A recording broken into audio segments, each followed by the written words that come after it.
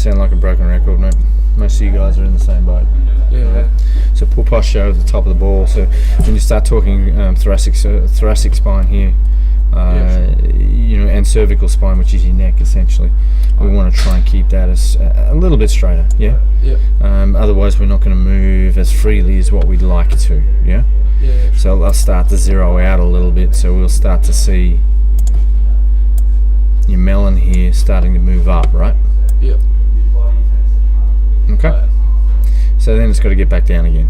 Sometimes it gets back down in the right place and you hit some awesome shots like you just did. Sometimes it does not.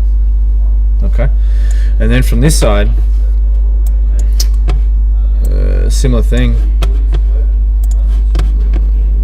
We're going to tilt you this way just a tad because your right hand's lower than your left, so we need a little bit of tilt there. Okay.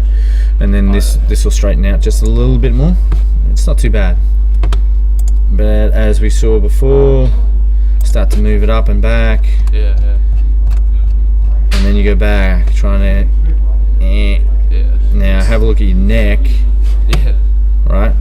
We're in a bit of trouble there now, aren't we? Alright, so that's going to hurt if you keep doing that stuff. And then the other part is when you move up and back, have a look at the shaft on the other screen and how high that's moved. Okay?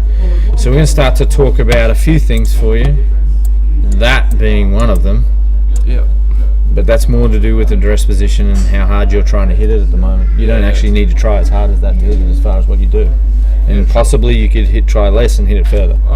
Because of good mechanics. Okay? So when we start to look at how steep and vertical this shaft is, if I said to you that we're going to get it back down in there, which therefore means that that golf club has to travel further to get to your golf ball. If it has to travel further, it's got to travel quicker. So therefore, you don't have to bust your hammer trying to hit this thing. Yeah. Okay. And it's injury prevention, but it's also making the game a little bit more enjoyable. Because you don't change the contact point on the ground each time by what you're doing there right now.